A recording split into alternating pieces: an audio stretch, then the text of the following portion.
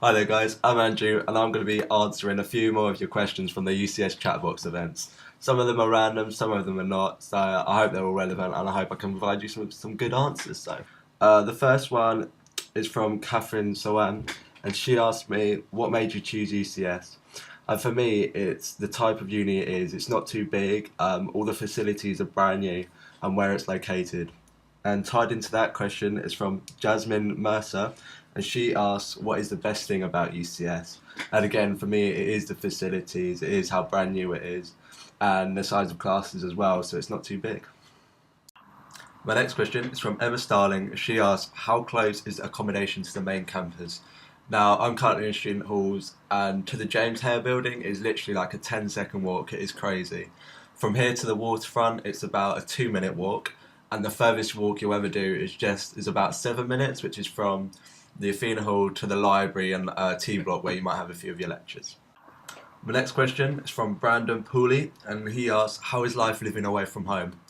Now, for me, the hardest bit was maybe the first 2 weeks, where it really starts to sink in. You're not with your family, you're living away. It's a bit scary, but you do get used to it. Obviously, a lot of things take your mind off it, like your work. You've got loads of new mates and other bits like that. So yeah, it is hard at first, but believe me, you do adjust.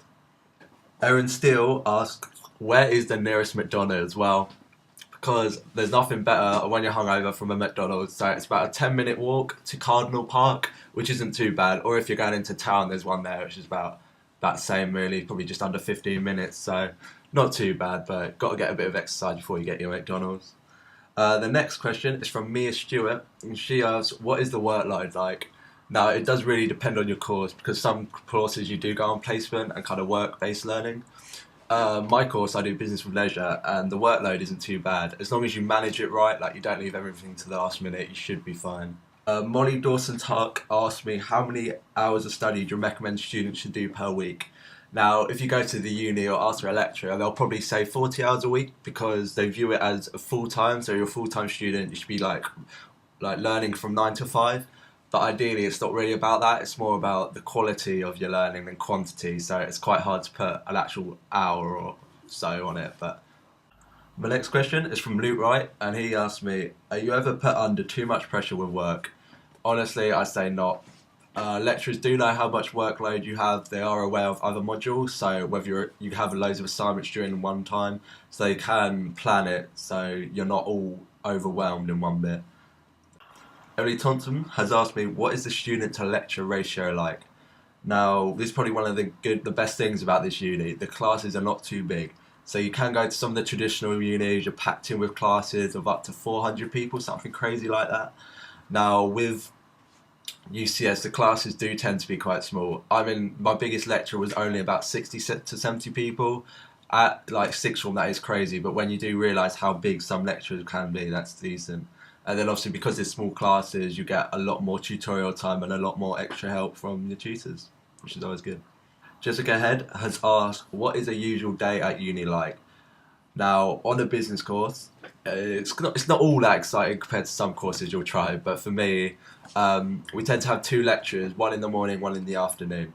Obviously, everyone's timetable is different, so yeah, I get up, go to my first lecture, come back here, get some lunch, go to my second lecture, do a bit more learning, then come back here, relax for a bit, then depending on what night it is, might go out, go socialise with friends really, so whenever you have free time, you will spend a lot of time with friends.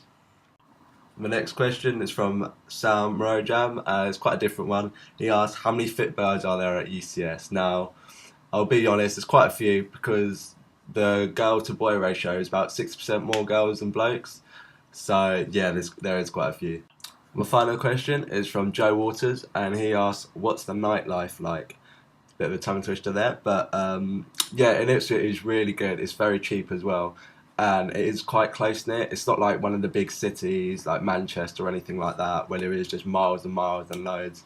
There are quite a few good bars you can go to, as well as in Ipswich. You can also go to the surrounding areas such as Colchester, Chelmsford, and they're all really good nights out as well, and quite cheap. Especially when you can just get a train there for just under a tenner. So yeah. If you've made it this far, guys, thanks for watching. I hope all the questions I've answered are relevant and they've actually helped you and they're not too random. So I hope you see you in the next video. See you later, guys.